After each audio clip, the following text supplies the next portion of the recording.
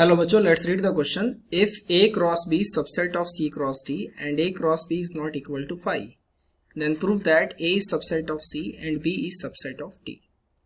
ये सवाल बच्चों में प्रूव करना है. इसमें हम अपना की कॉन्सेप्ट देखते हैं एक बार. की कॉन्सेप्ट यहाँ पे ये रहेगा कि अगर एक्स वाई कोई एलिमेंट है और वो बिलोंग करता है A क्रॉस B को, तो हम यहाँ से ये कह सकते हैं कि x बिलोंग करेगा A को और y किसको बिलोंग करेगा p को, x आगे वाले को और y पीछे वाले को. ठीक है, ये आपको ध्यान रखना है.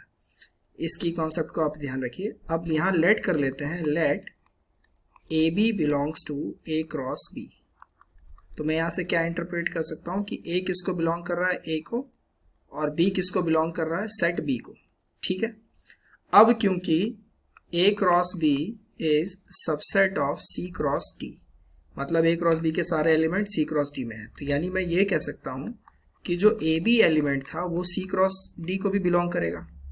अगर AB C क्रॉस D को बिलोंग करेगा तो मैं यहाँ से कह सकता हूँ कि A बिलोंग्स टू C और B बिलोंग्स टू D. अब अगर हम यहाँ पर देखें कि A को भी बिलोंग कर रहा है, A C को भी बिलोंग कर रहा है.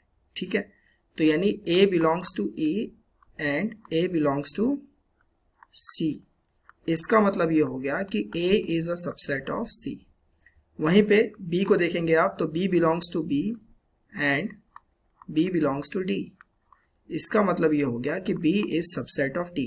B के सारे एलिमेंट्स D में मौजूद हैं. ठीक है, तो यही हमें चीज बच्चों प्रूव करनी थी बाय यूजिंग आवर की concept. We had proved this question so far. If A cross B is subset of C cross D, then A is a subset of C and B is a subset of D. I hope you understand the question very well. Best of luck.